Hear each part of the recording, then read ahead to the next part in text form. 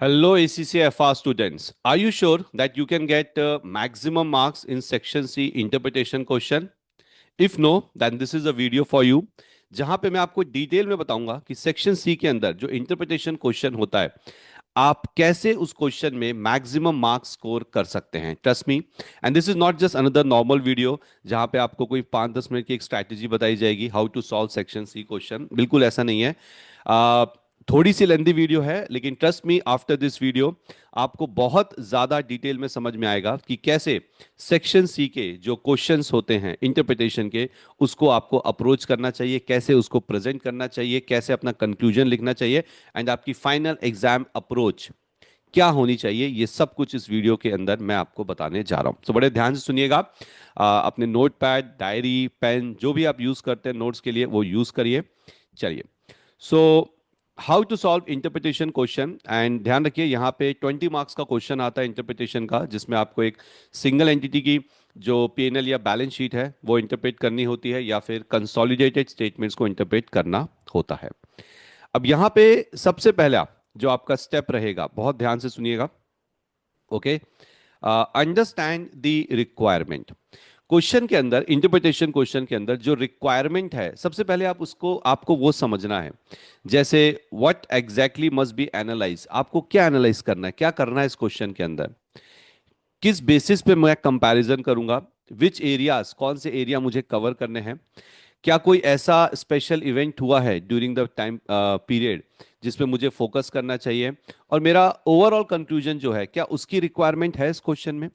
So what I am trying to tell you, focus on the requirement of the question. 4 number की है, 6 number की है, कितने marks की वो एक पर्टिकुलर रिक्वायरमेंट, और उस रिक्वायरमेंट का में फोकस करने का मतलब है कि एग्जैक्टली exactly करना क्या है आपको।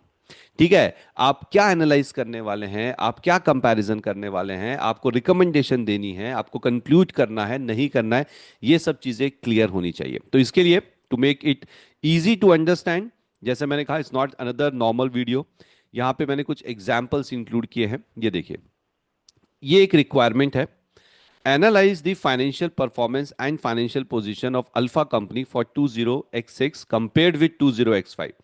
अब इस रिक्वायरमेंट को मैं आपको ब्रेक डाउन करके दिखाता हूं कि एग्जैक्टली आपको इसमें क्या एनालाइज करना है। This requirement has two separate areas, एक है फाइनेंशियल परफॉर्मेंस और एक है फाइनेंशियल पोजीशन। उसने आपको फाइनेंशियल परफॉर्मेंस और फाइनेंशियल पोजीशन दोनों को एनालाइज करने के लिए बोला है, यानी कि आपको revenue, profit margin, return on capital employed, operating efficiency, balance sheet में liquidity, working capital, gearing and ability to pay interest, in short जितने भी रेशियोज आपने पढ़े हैं आपको वो हर रेशियो के एंगल से इस क्वेश्चन को एनालाइज करना है। अब यहां पे इसका एग्जाम इंप्लीकेशन क्या है।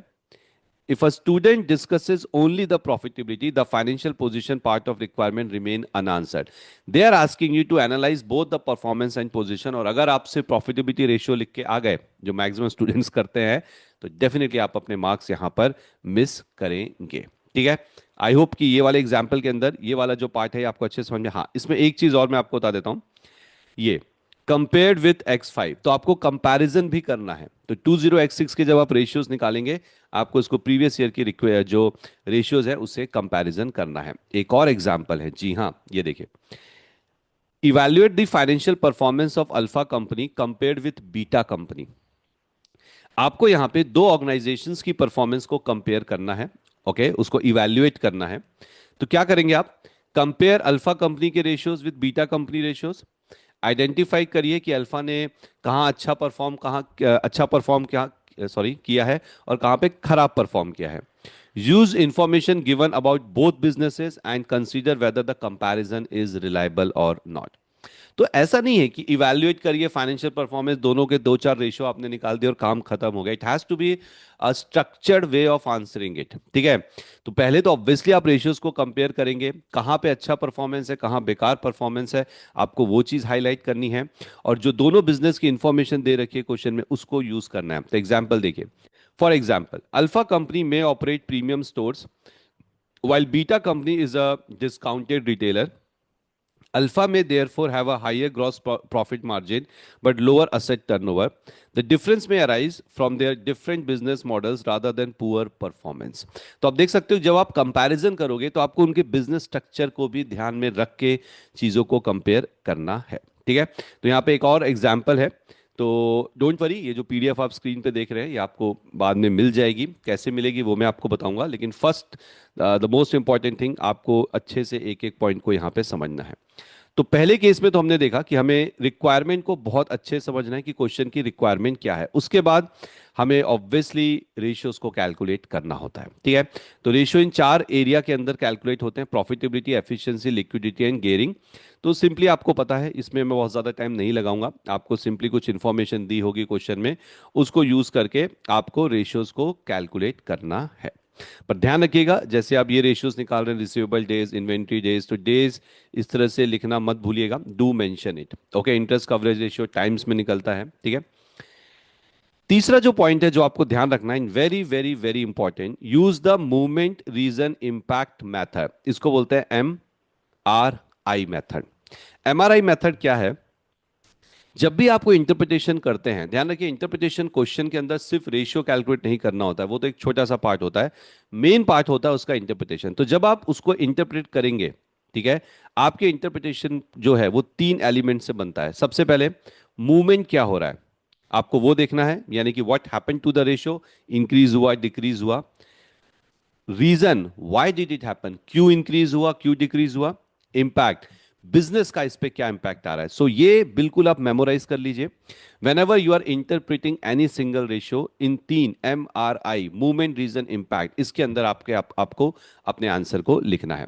तो इसका भी मैं आपको एग्जाम्पल दिखाता हूं, अच्छे से देखिएगा एग्जाम्पल को। और भी एग्जाम्पल्स हैं जो बाद बाद में जब आपको पीडीएफ मिलेगी तो आप वहां पे देख सकते हैं। जैसे ये देखिए, ग्रॉस प्रॉफिट मार्जिन के ऊपर है। The gross profit margin decrease from 40 to 35%। This is a weak answer. क्यों? ये सिर्फ मूवमेंट को डिस्क्राइब कर रहा है ना। रीजन कहां है, इंपैक्ट कहां है, वो दोनों चीजें तो आपने बताई नहीं। बेटर आंसर मैं आपको दिखाता हूं। The gross profit margin decrease from 40 to 35%. The scenario states that Alpha company reduced its selling price to attract the customers while material cost increased. This indicates that revenue growth was achieved at the expense of profitability. अब यहां पे देखिए, आपने movement बता दिया, आपने reason बता दिया कि क्यों इनका जो ग्रॉस प्रॉफिट मार्जिन है वो 40 से 35% पे आ गया है, क्योंकि इन्होंने सेलिंग प्राइस रिड्यूस कर दी थी, ठीक है, एंड मटेरियल की कॉस्ट बढ़ गई थी। तो दोनों का जो इम्पैक्ट है वो क्या होगा कि आपका प्रॉफिट डिक्रीज होगा। इम्पैक्ट क्या हुआ? Revenue growth did not produce stronger profitability. तो आपका मे बी रेवेन्यू ग्रोथ हुआ होगा ओवरऑल, लेकिन प्रॉफिटेबिलिटी आपकी स्टिल नीचे ही गई है, ठीक है। तो avoid definitions, do not write the gross profit margin shows the relationship between gross profit and, बहुत से स्टूडेंट्स एग्जाम में definitions लिख के आते हैं, उसकी कोई जरूरत नहीं है। You do your calculation, उसके बाद ये MRI, मूवमेंट, रीजन, इम्पैक्ट, इस तरह से आपको अपने आंसर को लिखना है। क्या हुआ है, क्यों हुआ है, और उसका फाइनेंशियल्स पे क्या इंपैक्ट आएगा वो। चौथा जो पॉइंट है, ध्यान से देखिएगा, कनेक्ट रिलेटेड रेशियोज। कई बार ऐसी सिचुएशन आएगी जहां पे दो या दो से ज्यादा रेशियो आपस में कनेक्टेड होंगे। इसके लिए मैं आपको सीधे सीधे एग्जांपल दिखाता हूं। जैसे कि एग्जांपल 1 देखिएगा, revenue increase by 20%, receivable days increase from 44 to 61 days. आपके रिसीवेबल डेज जो कि पहले 44 डेज थे, अब 61 डेज पे आ गए। मतलब आप अपने कस्टमर को ज्यादा क्रेडिट पीरियड दे रहे हो। बिल्कुल हाँ सर, आप कस्टमर को ज्यादा क्रेडिट पीरियड दोगे तो कस्टमर अट्रैक्ट होगा चीज खरीदने के लिए, इसलिए आपका रेवेन्यू बढ़ गया। Alpha company introduced a more generous credit policy. I just made a connection between revenue increase and the receivable days. This is the connection I was talking about. तो जब आप क्वेश्चन सिनेरियो रीड करते हैं, आपको इस तरह के question, इस तरह के जो कनेक्शंस हैं वो हाईलाइट करने हैं। एग्जामिनर आपको नहीं बताएगा this is what interpretation means, आपको ये इंटरप्रिटेशन करना है, ठीक है। Let me show you a good interpretation. Revenue increase by 20%, but receivable days rose from 44 to 61 days following the introduction of more generous credit policy. Therefore, part of the sales growth may have been achieved by allowing customers longer credit. This has delayed the cash collection and may increase the risk of irrecoverable debt. तो चलिए, आपका revenue तो बढ़ गया, लेकिन cash collection delay होगा, और हो सकता है आपके और ज्यादा बैड डेब्ट्स भी यहां पे इंक्रीज हो जाएं बाद में। So longer credit period means higher sales, higher receivable days, weaker cash flow and greater credit. This is the connection, okay. एक और एग्जाम्पल है, एग्जाम्पल 2 है, एग्जाम्पल 3 भी है इसके ऊपर, ताकि जब आप इसको बाद में रीड करें, क्योंकि अगर मैं पूरा ही करवाऊंगा तो ऐसा लगेगा कि हम इंटरप्रिटेशन के ऊपर क्लास कर रहे हैं। ठीक है, तो क्लास तो हम अपने मेन बैच में करते हैं, लाइव क्लासेस में।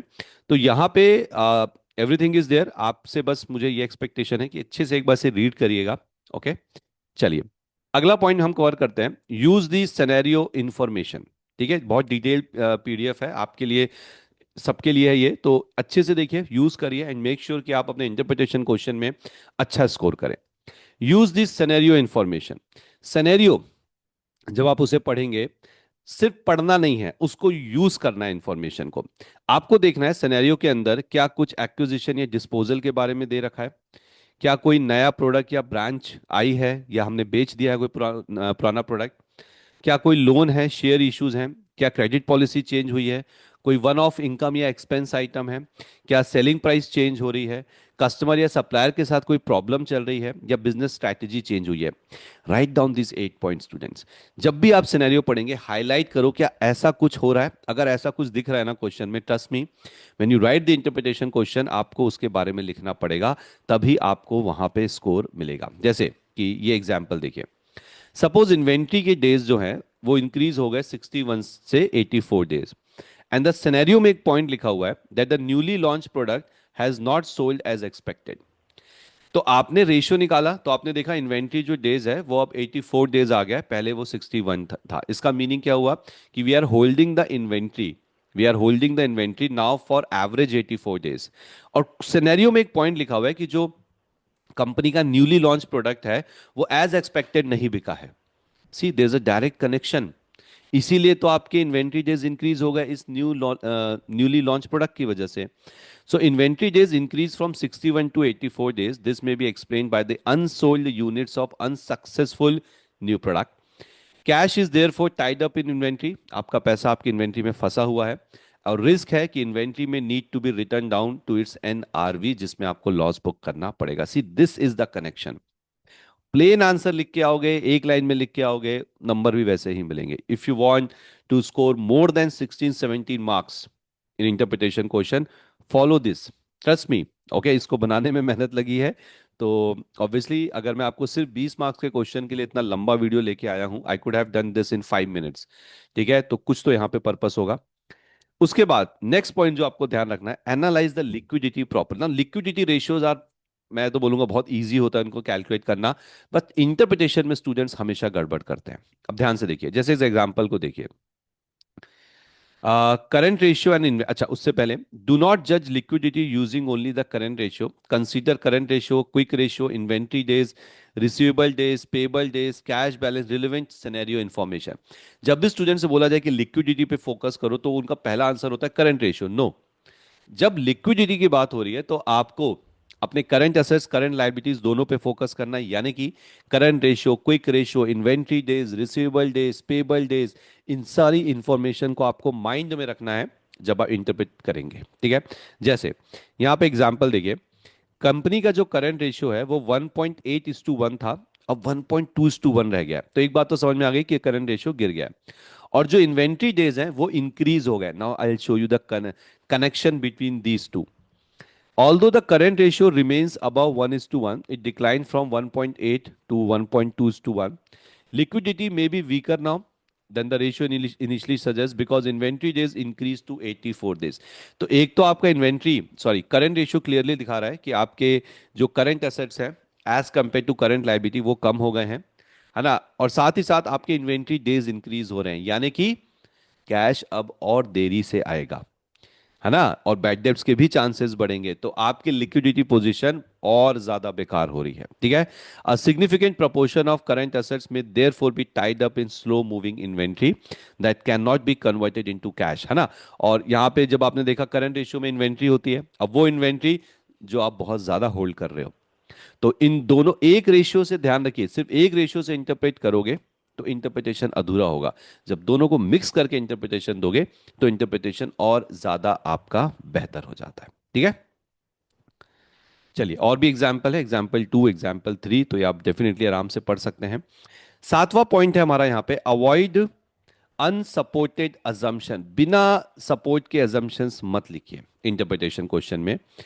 जैसे मैं आपको दिखाता हूँ, receivable days increase because the customers are facing financial difficulty. ये आपने अजम्पशन ले लिया कि रिसीवेबल डेज 41 से 68 डेज पे पहुंच गया, क्योंकि हमारा जो कस्टमर है उसको financial difficulty. No no no, don't take such assumption, there is no evidence for it.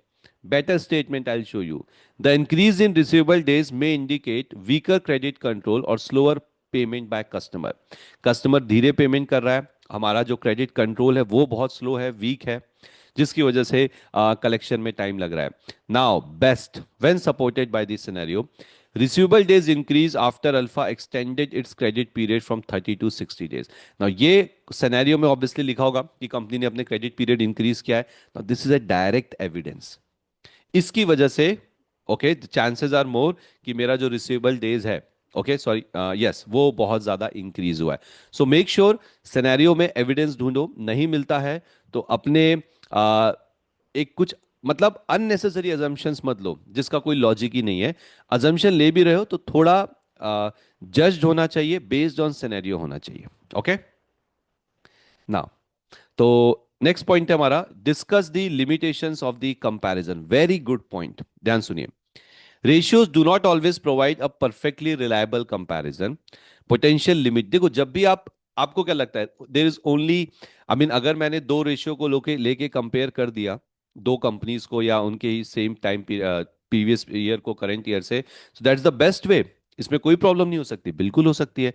There are limitations of the comparison. Okay, suppose current year में कोई एक्विजिशन या डिस्पोजल हुआ था, अब आप रेशियो को यूज करते हो अगर, ठीक है, तो आपका कंपैरिजन पहले जैसा बेहतर नहीं होगा।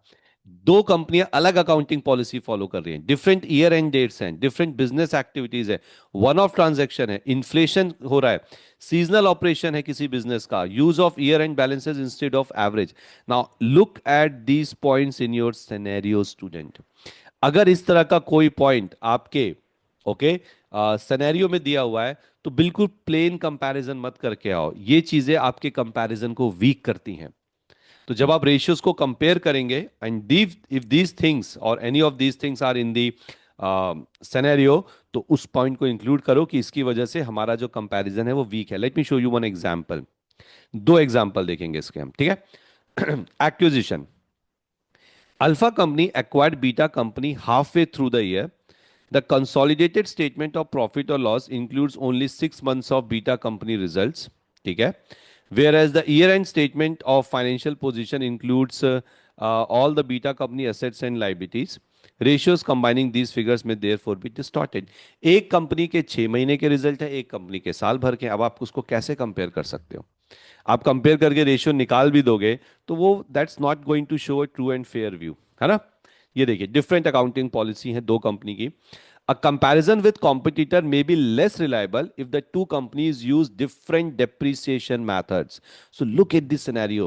क्या ऐसा कुछ लिखा है कि उनका अलग मेथड है, हमारा अलग मेथड है, वो कोई और पॉलिसी फॉलो करते हैं इन्वेंट्री के लिए, हम कुछ और पॉलिसी फॉलो करते हैं, वो प्रोविजन अलग तरीके से निकालते हैं, हम प्रोविजन अलग तरीके से। If yes, write down in your answer, examiner इसके मार्क्स देगा आपको, ठीक है। This could affect both reported profit and carrying amount of non current assets, हंस ओके, ये आपके कंपैरिजन को वीक करता है, ठीक है।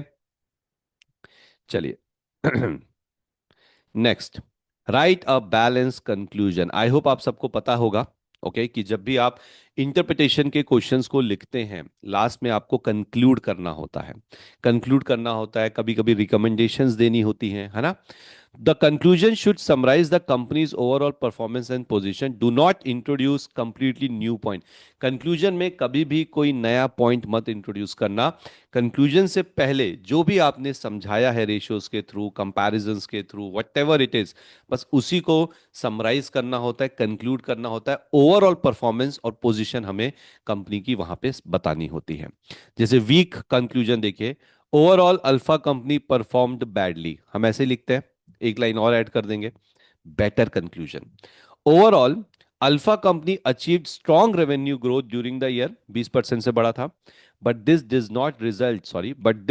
Did not result in improved financial performance, क्योंकि उनका प्रॉफिटेबिलिटी कम हो गया था, GP ratio. Profit margin decline हो गया, वर्किंग कैपिटल मैनेजमेंट वीक हो रहा है, and additional borrowing financial risk को बढ़ा रही है। Therefore the company has expanded but the quality and sustainability of that growth appear questionable. तो आपकी कंपनी एक्सपैंड तो हो रही है, रेवेन्यू तो बढ़ रहा है, लेकिन उस रेवेन्यू की जो क्वालिटी है और वो फ्यूचर में कितना सस्टेन होगा, that is questionable. So when you conclude things, make sure कि आपने उसके पहले जो भी रेशियोज निकाले हैं उनको यहां पे उनका जो इम्पैक्ट है वो इस कंक्लूजन में बताइए। It will give you fetch you very good marks. Next point, some common mistakes to avoid, और इसके बाद कुछ फाइनल एग्जाम अप्रोच है और फिर मैं आपको बताऊंगा ये पीडीएफ आप कैसे एक्सेस कर सकते हैं। कॉमन मिस्टेक्स टू अवॉइड, कभी भी सिर्फ रेशियो मत कैलकुलेट करके आइए, इंटरप्रिटेशन भी करिए। डेफिनेशंस ऑफ रेशियो लिखना छोड़ दीजिए। Okay, merely stating that a ratio increase or decrease, very wrong approach. Ignoring the information in the scenario, information को बिल्कुल इग्नोर मत करो सिनेरियो में जो दे रखा है। हर एक, sorry, discussing every ratio separately, ये नहीं चार रेशियो निकालने चारों को अलग अलग अलग किया, no, make sure you try to connect them and trust me 100% connection होगा। ठीक है, making unsupported assumption, repeating the same point in different words, ये तो सभी करते हैं, हमने भी किया अपने टाइम पे, just to increase the length. Ignoring the limitations of comparison, comparison की कुछ लिमिटेशन होती हैं, अभी दिखाई थी, देखिए सिनेरियो में क्या वो लिमिटेशन है, क्या डिफरेंट अकाउंटिंग पॉलिसीज है, क्या डिफरेंट ईयर एंड्स है, ऐसा कुछ है जो मेरे कंपैरिजन को लिमिट कर रहा है। Giving recommendations when they are not required, अगर क्वेश्चन में रिकमेंडेशन नहीं मांगी है तो मत दीजिए। ठीक है, finishing without an overall conclusion, कभी भी बिना कंक्लूजन के फिनिश मत कीजिए स्टूडेंट्स। ठीक है, so this is your final exam approach for section C interpretation question. बड़े ध्यान से देखिएगा, सबसे पहले आप रिक्वायरमेंट को रीड करेंगे, जहां पे आप ये करेंगे कंपनी क्या है, कौन सा टाइम पीरियड फॉलो कर रहे हैं, ईयर एंड क्या है, कंपैरिजन करना है, और क्या एनालाइज करना है, मतलब करना क्या है मुझे इस क्वेश्चन में, क्या मुझे रेशियोज को इंटरप्रेट करना है, या मुझे दूसरी कंपनी से या कॉम्पिटिटर से या इंडस्ट्री के बेंचमार्क से कंपेयर करना है, या अपनी कंपनी के प्रीवियस ईयर से कंपेयर करना है। मेक श्योर कि आप उस चीज को वहां समझें। देन सिनेरियो को रीड करेंगे और उसमें हाईलाइट करना स्टार्ट करेंगे, reasons that can explain changes in. तो जब आप सिनेरियो रीड करते हैं तो समझिए कि हाँ, मतलब यहाँ पे कोई भी ऐसी चीज सिनेरियो के अंदर जो कंपनी या ऑर्गेनाइजेशन की परफॉर्मेंस या पोजीशन पे इंपैक्ट डाल रही है, उसको हाईलाइट करो। ठीक है, देन कैलकुलेट करिए, and third step is quite easy, आपको रेशियोज कैलकुलेट करने। स्टेप 4 के अंदर आप सिग्निफिकेंट मूवमेंट्स को आइडेंटिफाई करेंगे कि रेशियो इंक्रीज हो रहा है या डिक्रीज हो रहा है। उसके बाद आप movement reason impact approach use करेंगे, जो मूवमेंट हुआ है वो क्या हुआ है, क्या मतलब क्यों हो रहा है वो मूवमेंट, उसके पीछे रीजन क्या है, और यहाँ पे ये जो स्टेप 2 में आपने किया था ये आपके काम आएगा कि वो रीजन क्या है रेशियो के मूवमेंट का, और उसका क्या इम्पैक्ट आएगा आपके पीएनएल पे, आपके बैलेंस शीट पे, वो आपको बताना है। Step 6, connect related ratios, connection करना है, जब भी आप रेशियोज निकाल रहे हैं दो या दो से ज्यादा, मेक श्योर कि उनके बीच अगर कोई कनेक्शन है वो आप हाईलाइट करें, कोई लिमिटेशन है वो आप डिस्कस करिए, एंड कंक्लूजन दी। तो देखिए यहाँ पे जो स्टेप्स हैं, आपको लग रहा है 8 स्टेप्स में कैसे करूंगा, this are very simple steps. Okay, जब आप क्वेश्चन प्रैक्टिस करेंगे इस वीडियो को देखने के बाद, मेक श्योर कि आप इन स्टेप्स को एक बार यूज करो, मेक श्योर कि आप इन चीजों को इंक्लूड करो अपने आंसर में, जैसे कि ये MRI technique, connection, limitations, and yes the conclusion, ये सबसे इंपॉर्टेंट है। ठीक है, तो that's it guys. Okay, I hope कि ये जो वीडियो था, बिट लेंदी वीडियो, बट आपके 20 मार्क्स दांव पे लगे हुए हैं, इसलिए आई थॉट कि मैं एक डिटेल वीडियो बनाऊं, ना कि कोई 5-7 मिनट का नॉर्मल वीडियो कि how to approach section C questions. ठीक है, सो यहाँ पे आपको अच्छे समझ में आया है कि आपको किस तरह से सेक्शन सी के क्वेश्चंस को अप्रोच करना है, and how you will get this video, sorry this PDF. तो वीडियो के डिस्क्रिप्शन पे एक लिंक है, आप लिंक को क्लिक करेंगे तो आप वहाँ पे लिंक से हमारी वेबसाइट पे पहुंच जाएंगे, और वहाँ से आप बिना कोई चार्ज पे किए इस पीडीएफ को एक्सेस कर सकते हैं। मेक श्योर कि आप इस पीडीएफ को कम से पीडीएफ को 3 बार जरूर रीड करें, and it will help you in the exam. Okay, students. So thank you very much. See you in the another video.